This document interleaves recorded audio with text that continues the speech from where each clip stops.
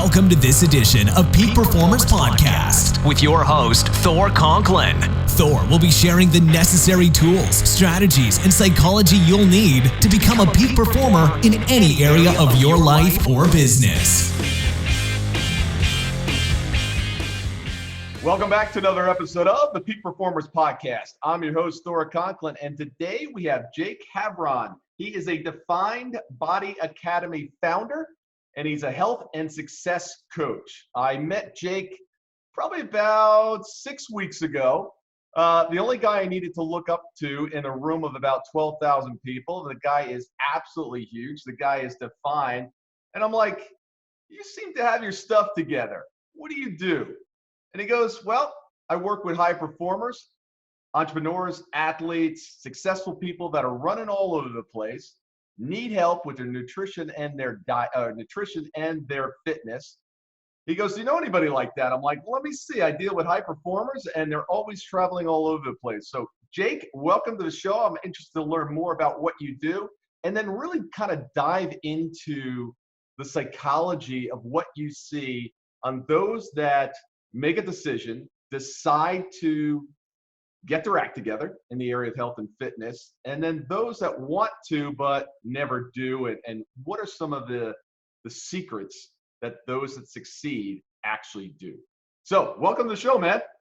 Awesome. I appreciate you having me here, Thor, and I'm excited to be able to bring a lot of massive value to your audience. Like you said, I work with people that are those entrepreneurs, those high performers, from small business owners to Fortune 500 owners. So today, let's dive into that psychology and really get some stuff that people could be walking out, knowing like, all right, I know what to do. I got this. Well, and to that point, look, we don't need another diet book. We don't need another exercise book. People know what to do. They just don't do what they know. What's the difference? How do you get someone, can you get someone to that point where they actually commit and really want to follow through and do follow through? What's the difference? Yeah, so the big thing is it's a small game, so especially entrepreneurs, people that are trying to get things done and all that, they look at the big picture. It's great to have a big goal, but especially in the health world, people think they need to have like the most strict plan, that they need to have the most crazy workouts to get results.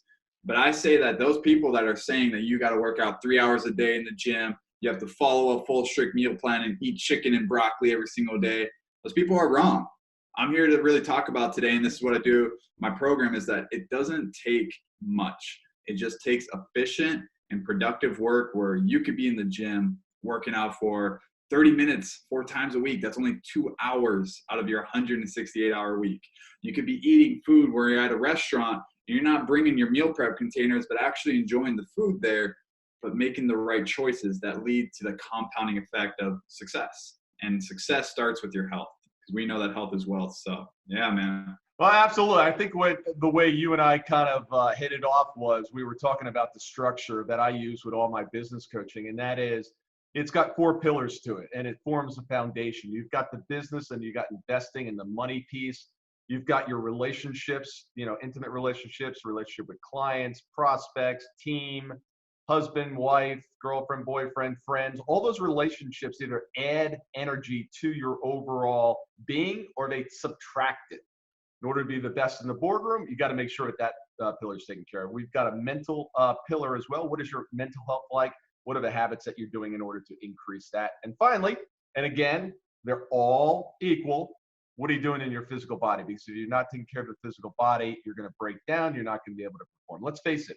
If you've got to sleep 14 hours a day and you're tired the rest of the hours, you're not going to be able to beat everybody on the street in business. Business is a contact sport.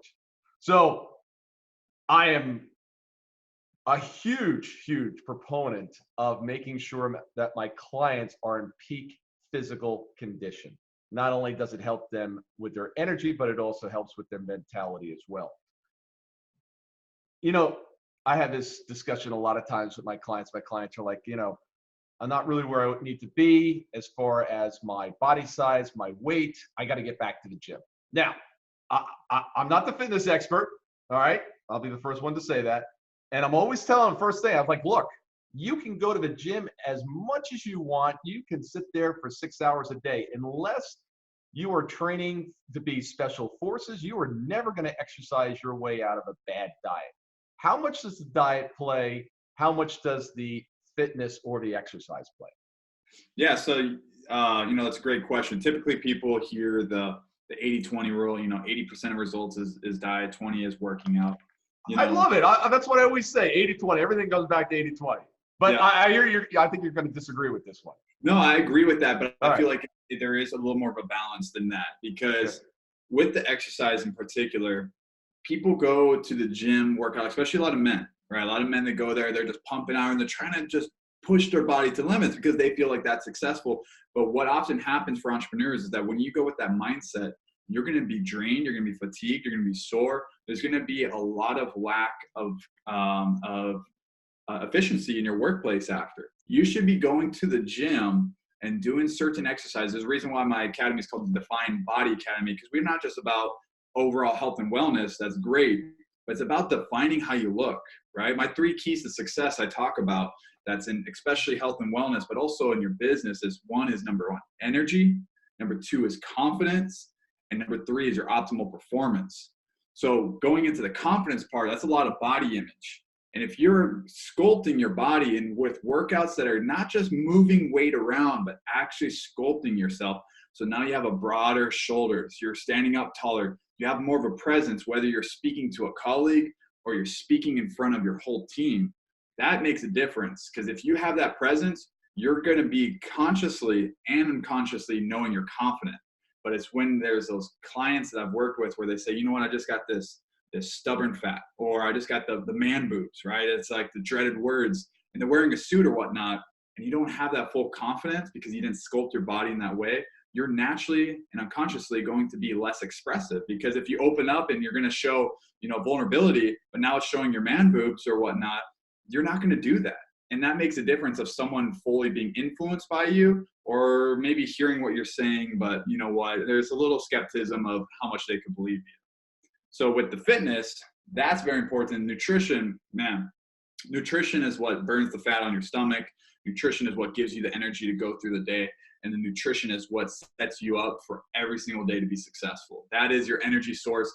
And if you are the Ferrari and you're giving yourself low-grade gas and a bunch of junk, you will not be performing. Every single person is a Ferrari, or if you're a Lamborghini fan, you're a Lamborghini, but you are an optimal performer. They're peak performers. That's why they're listening to your podcast.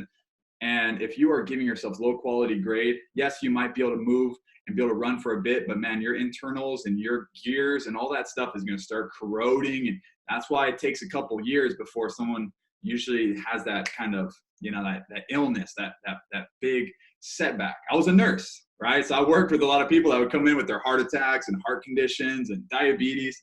And it's not just from one bad meal, it's from compound effects.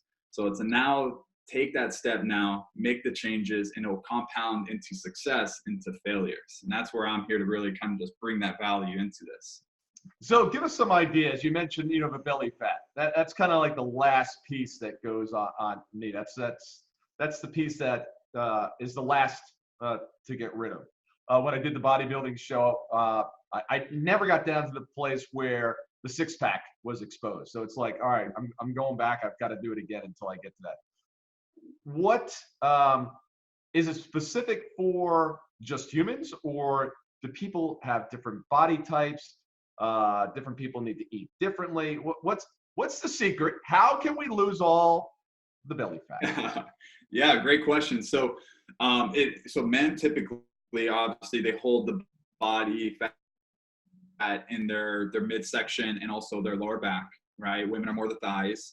And so that's why sometimes it's struggling. You have a struggle. You see those guys that are, shredded, even though they're eating whatever, they have those good genetics, but genetics do not deny what is possible. So a couple key tips I'd really recommend for people that are listening right now to start doing is, number 1, and I tell this is like the easiest thing to do. And there are some studies that showed the efficiency of this, is that if you drink 20 ounces of water, right when you wake up, 20 ounces, not 18, not 16, you can do more. More is better, but it has to the 20 ounces threshold. That actually boosts up your metabolism by 16%. And what that means is burning more calories by drinking water. It has to be in the morning. It has to be a good bolus of it. If you do 10 ounces, take a breath, drink it again, but it can't be little sips throughout a whole hour. Because what that does is causes thermogenesis in your body. That amount of water has to warm up, and it causes your calories to be burned. That's just a little tip. It's not going to be shredding your fat off, but man, with the benefits of increasing mental clarity, right? Because I'm big about biohacking and optimal performance in the brain too. But also it's cleaning your gut out. So now you're going to actually be less bloated, which will help maybe with more ab definition showing. That's one tip. Oh, cold water, warm water. What's it could, so, you know, there's not too much of a difference between cold and like lukewarm water. I prefer lukewarm water, especially it's better for your gut. Whenever you're eating and whenever you're eating food, this is another little tip here, is that drink your water before you eat and drink very minimally when eating. And if you do have to drink water when you're eating, have it lukewarm, because it helps with digestion. It helps with not solidifying fat in your stomach, which makes it harder to digest. But like, so what I do is when I eat, I always drink like a 16 to 20 ounce glass of water. I'm drinking a lot of water, right? But I drink that before, then I eat my food, and then I don't drink anything. I'll probably have like a little sip after just to kind of clean my palate. But that's going to help a lot more digestion, which means less bloating. Less bloating means you don't feel so, you know, stomach pushed out and feeling like you're, you know, lethargic. So little tip on that. The second and when just one question. So, I got the water. First thing you get up. Not only that, you're rehydrating the body after being dehydrated the entirety. So many benefits. All right, I love that. Drink how much water before the meal? Same thing, 20 ounces. I would say 16 to 20 ounces. You know, the bigger your size is. I'm 225 pounds. I'm 6'6", a taller guy. So when you drink water, you want to drink about, I aim for, if you could get up to 1 ounce per body weight. So for me, it's almost 2 gallons of water. I'll do it, right? So most typical average size men will be about a gallon to a gallon and a half.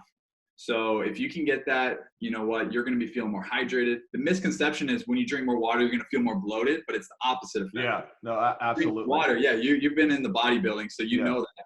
That's why bodybuilders, a couple days before, they just water load, because what it's doing is it's flushing everything out. You're telling your body, saying, hey, I'm hydrated. I can release a lot of bloating. So, that's my recommendation. So the water thing works great, you know, if I'm sitting down to have, you know, like a steak and some water. But, you know, sometimes I sit down and have a scotch. Should I have 16 ounces of scotch?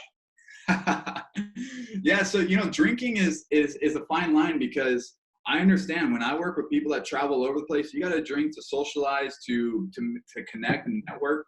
So there's a couple tips with drinking, is that, you know what, if you can cut it out and it's not a necessity, I recommend it, because when you drink, what's happening is that's typically poison. It's poison to your body, just if people didn't know that yet.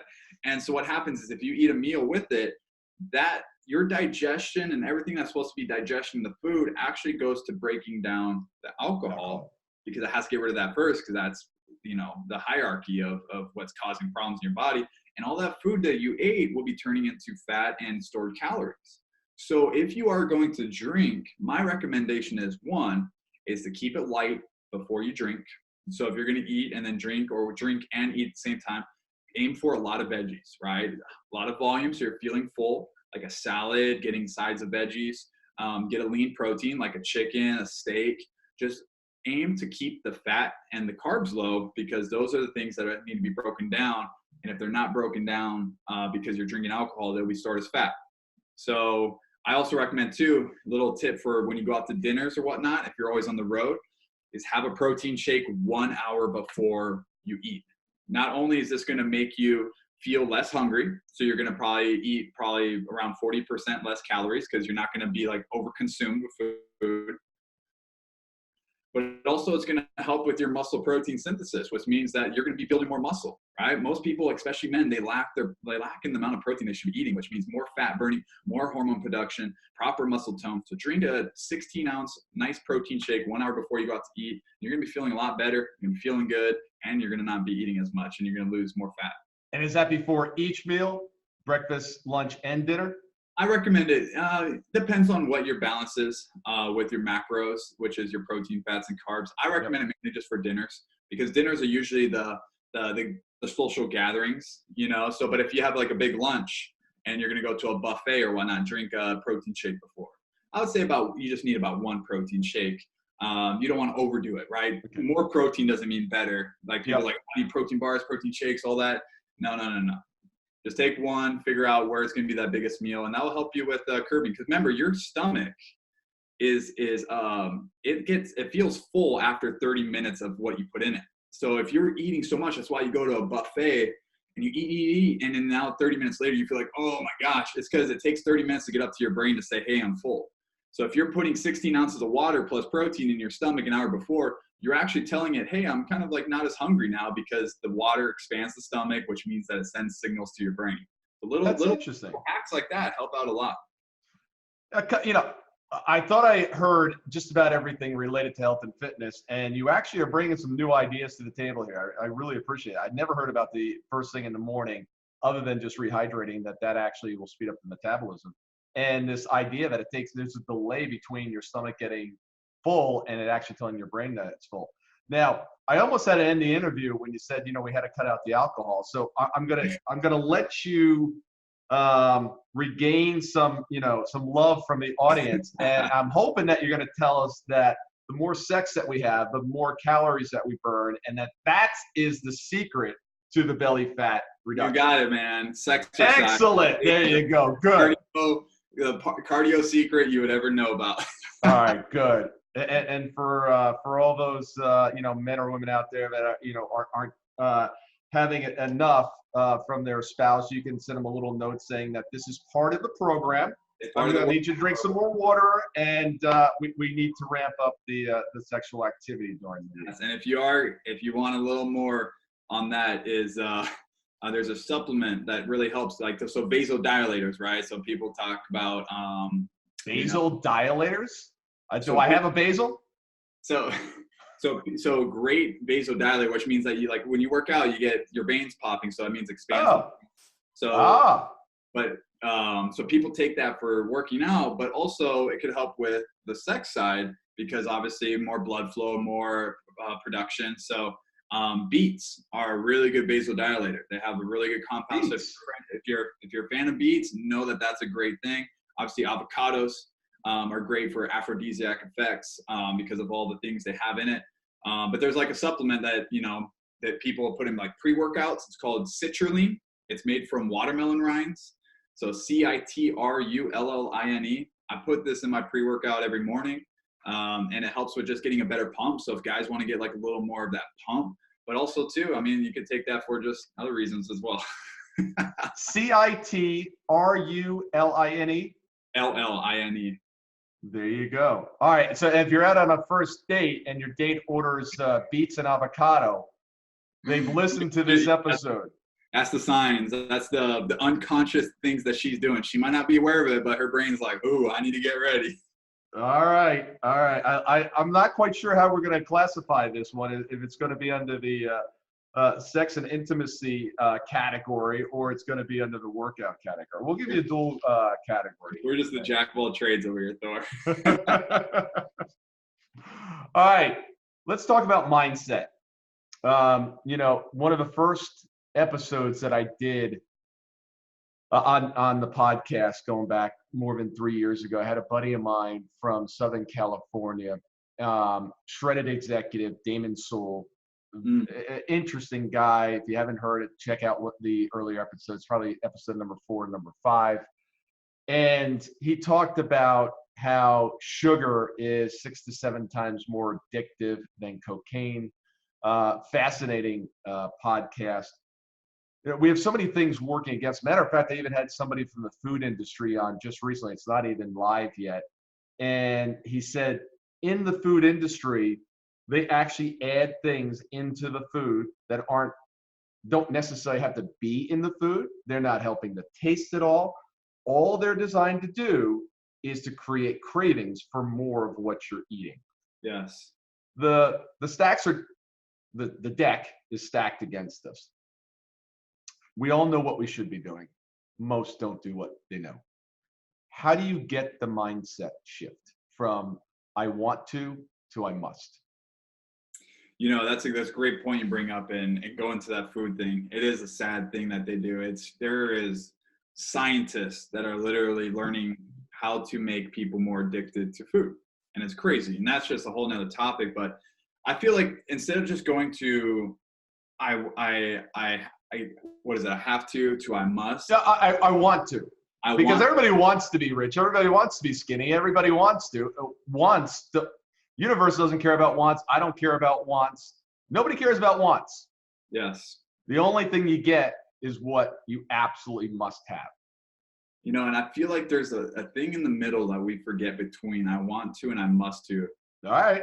This is where we get grateful and we say, I get to. And when people start saying they get to work out in the morning. Other people have to wake up and go to a 9-to-5 job. Other people maybe not even have the abilities because they have a disability. They can't even make it to the gym. When you start having that shift of I get to, that's going to lead to more powerful musts, right? Because people love living in the extremes, right? Either one or the other. But when we live in this sense of gratefulness that I get to eat healthy, I get to order organic food, I get to be able to be my healthiest self in the best time of this world. When we really, and I know it sounds crazy, and there's people that's like, I understand that that's like woo woo and all that. But when we understand how the mind is just a perception of what we tell it, right? We become what we think about, our thoughts, right? I was just listening to actually this morning, Earl Nightingale talking about the strangest secret, and the strangest secret is about your thoughts create who you are. So if your thoughts are saying, I get to do this, I am possible to do this, I must do this, that is when that transition happens. So start trying to say that in your head, and you're going to be a lot more grateful, a lot more appreciative, and a lot more successful. Nice. You know, one of the things we do an awful lot with our clients is we work on the identity. And what I mean by that is I want them to see themselves as this type of person. And then what would that person do? As a matter of fact, some of them, we actually even have little, the rubber bands, the one, what would Jesus do? This is, what would Jake do? If I said, what would Jake do? What's the best version of Jake? What would he do? You're like, I know exactly what he would do. I love and that. We actually even sometimes they'll use friends. They're like, well, I don't know what I would do, right? Because the identity's not there, but they're like, I know what my buddy Bob would do. I'm like, all right, what would Bob do? And it's like, you see them if I'm doing a Zoom call with them, immediately their whole gesture changes, their voice changes. Like, well, yeah, of course I know what to do. He'd do this. I have them take on that persona, that personality, that identity. And I kind of discovered this when I was training to do the Ironmans, is there was nothing about wanting to, must to, get to, jumping in a pool at 5 a.m. in January that's lightly covered with a tarp. It's cold breeze running underneath the thing. I'm like, I do not want to get in that water. But as soon as I realized who I was, and that was an Ironman. I hadn't crossed the finish line yet, but in my mind, I already was. And it just became automatic. It's like, that's what Ironmen do. They get up early and they jump in the pool at 5 a.m. It's one of the reasons I'm no longer training to do another one, but it's the persona, it's the identity that I took on. And you mentioned something earlier. It only takes 30 minutes, 4 times a week to go. One of the things that I've discovered with my clients is if I get them to do something 7 days a week versus 6 days a week, 6 was hard, 7 was easy. Now with training, that 7th day or the 6th day and the 4th day or something like that might be go get a massage. Yes. Your training for the day is to nap because your body needs to recover. But once it was consistent every single day, it became, do you find that as well, that things that you do every single day versus, Monday through Friday or Saturday or Sunday? Yeah. Yeah. That the habit forming becomes quicker and easier. Yeah. Everything has a purpose, right? Everything, when you work out, you're not just working out for your health and body, but you're working out so you can be more successful in the business. When you have that mindset shift, people are like, oh, just because I'm taking a half hour of work out of my business when I can be working all that stuff, I'm actually creating more efficient work in the long term. And that's when you have that mindset shift, people see that. right? When people follow a plan, especially and get more healthy and fit and work on the mindset clarity, we've actually noticed a 45-minute increase in their efficient work per day after 12 weeks of programming because of the foods they're eating, the biohacks that we're implementing, and the workouts they're doing. So what does 45 minutes of more efficient work mean to you, right? Does that mean another $10,000 close you can make because now you're fully efficient doing that? Now you just made an extra 10 grand because you just spent that little time. But you're right. So even if you worked out 4 times a week, you would have other tasks, right? Where, like, I make a whole calendar for my clients. So even though workouts are 4 times a week, the other days will be just 5 minutes of stretching, or make sure you get your like a walk in, right? Because they're getting 7 days a week of tasks to follow every day. But now it's some are smaller, some are bigger, just like how you have big goals and daily goals. Yeah. That's where you get that mindset of an entrepreneur to be successful every single day. Now, you mentioned something I want to follow up on, and that is putting together the plan. What does that plan look like? Is it structured in the way that, it is Monday, I want you to do this at these times, or I want you to do this during the day? What is the plan? Because what I found is, even though you're dealing with highly successful people, the more granular, the more structured things are, the higher the success rate.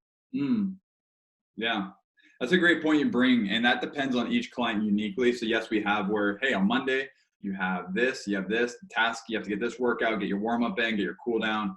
You got a 20-minute walk, whatever the case is. There is tasks, but it depends on the client. So when we learn specifically about them, if they work certain hours, if they love working on the morning compared to afternoon or evening, we don't set the time up on that. So just in case they feel like, hey, I have an 8 a.m. workout, but I can't get into 5 p.m. Now there's going to be a friction of feeling like a failure. I didn't get it done. Instead of hey, just check it off for the day, get it done, and now you are going to be successful. So, but there are different benefits with working on the morning compared to the afternoon. It's not all or the other. Some people get more energy when they work on the morning compared to some people feel more relaxed and relieved when they could, de-stress in the gym later in the afternoon. So either that, it's just getting things done and knowing that whatever you're doing on that list is going to get you to being more successful. You should be well on your way. Yeah, I'm a in the morning kind of guy. I want to hit it early, get it done, check it off the list. And today I did not. So it's kind of interesting. So I'm going to do it tonight. And it's like one of those things. It's it's not done yet. It's not done yet. It's I gotta work on the shoulders. The shoulders are getting a little squishy right now. I gotta work on the shoulders. So, but it's so funny how the identity shifts, because I just got done doing the bodybuilding show, I don't know, 5 weeks ago or something. I was in the best shape of my life 5 weeks ago, but I'm in damn good shape right now. And now it's the bar is here, and it's all right, I gotta keep pushing it. And until I get to the gym every day, or that day, it's just something that it's I gotta go. It's right now, it's I'm ready to go. Maybe that's what I should do. I should have a podcast show where we come on and we just work out during the podcast. Hey man, this is brainstorming right here. I like it. I like it. Tell us real quick a case study, 2 minutes on a case study of just pick one client, came to you, where they were, what it looked like, where you took them. Yeah. So I had a client actually who is a physician. He leads real estate events. And so he came to me. He's already that type of person. When he wears a suit, you can't tell he's not fit or whatnot, but he was not confident in his body, right? He wasn't super overweight. He wasn't super skinny. He was just kind of like that, almost, like kind of skinny fat. And what happened is he had those pain points. He said he just wants to get rid of the man boobs, wants to tighten up the stomach. He has suits that he used to fit that don't fit anymore. And he was like, if I could just get that, I would be so much more confident. So I was like, all right, we'll make a simple plan. He worked out in the morning too. He loved 5 a.m. before work. So he went 5 a.m., quick little 45-minute workouts, following meal plan. We actually set him up with meal prep services later, because just that's, what he loved, right? That's what we do. And, what was it? 8 weeks later, he was on his stage for the first time to speak in front of a couple hundred real estate physicians. And he wore the suit that didn't fit 8 weeks ago. He felt so confident. His energy was through the roof, and he was getting compliments off the wire. And, that was just one testimony of what happens when you just implement small things, right? You don't need crazy big plans because you're busy. We understand that. And then another client would be really quick is actually his high performance coach, who then was like, dude, I need to get on that plan. I need it happen. He, has a little more weight to him. And so now he's traveling. He wakes up at 4 a.m. every day doing calls with Olympic athletes, professional athletes, Fortune 100s, coaches all around the world. So he's like, you know what? He even as a high performance coach, he's like, I've been putting off my health for too long. And I want to be an example for these people. So it was implementing quick little 30-minute workouts, being able to do it 4 times a week, eating food that is easy to follow, plans that he actually likes. Now here he is with increased energy, more mental clarity, and he's shredding off that stubborn fat, especially around his midsection, where he's now feeling more like a confident person in front of all the people he's already coaching and leading. So yeah, they just could go on and on. But I mean, it's just the main thing about that I want to share is that it's simple and it's small steps. But the reason why you have a mentor is the same reason why you have a health coach, right? You want to scale in your business. You also want to scale in your health. Don't take your health and put it down here so your wealth could come up. And then 10, 15 years later, after all that compound, you're going to use all that wealth to try to bring your health back up. They could come together in the right formula if you take the right actions. Yeah, so. No question. It makes a big difference. It was interesting. I don't even know where it was, about a week ago, and we were talking about the show, and this woman, took her fingers and poked them into my chest. It's kind of like, oh, you did a bodybuilding show, and she poked them in the chest. She goes, I really can't feel anything. Of course. Then I just flexed for a second, and she went back again. It was like these eyes. It was like, oh my God, that's amazing. Yeah. The very look on her face was worth the entire year of training. It makes a huge difference. As a matter of fact, the event that I met you at, the trainers, the head of the trainers, were actually fooling around. And they didn't like the way one thing at the event went. There's 12,000 people there. I was in charge of 21 people to do something at the same time in that stadium without radios. And 2 of them messed it up. You didn't see it yet. Nobody knew it, but we knew it. So my penalty is to wear a demoted, extra small orange shirt. So the last day I'm walking around this, they thought it would be funny. I didn't really care. But what ended up happening was I'm sitting there now with an extra small orange shirt as opposed to a medium blue. I like my shirts snug. They thought it'd be funny, but it had the opposite effect. People were like, damn, Thor, you look good. And I'm like, thank God they didn't give me like a double XL, right? That would have been the curse. Worse. You would have been swimming in the shirt. Exactly. Yeah. But it's like, I think I may keep this double small or XL. Or not XL, extra small. So I know you've got a gift for the audience or an offer. You have something going on. Tell us about it. Yeah, so because I work with traveling entrepreneurs, and I understand that you're listening to all these people and you're like, hey, yeah, he's worked with this guy, he's worked with this coach. I work with the small business owners, the entrepreneurs, the speakers, and yes, I could definitely help you in your own way. And one of the ways I help is I just give a free PDF to start off. And this PDF is 10 traveling hacks for traveling entrepreneurs. This is stuff that wherever you're at home and you want to implement it, or especially on the road, if you take these 10 things that I've listed out, you will definitely notice results. I mean, even just taking that one tip of the hydration in the morning, you will feel better, right? So if you can take that, now you got 10 of them, you will start seeing more results. So all you have to do is just, I'm sure we'll be sending my info here in a minute. Just reach out to me, say, I want the traveling hacks or whatever you want to say to me, and I'll get that to you. And that's my free gift for you guys. So I'm hoping that really helps you guys become more optimal performers. Awesome. It'll actually be in the show notes, but Jake, give us that information as well. Yeah. So you can find me on all social media, LinkedIn, Instagram, Facebook.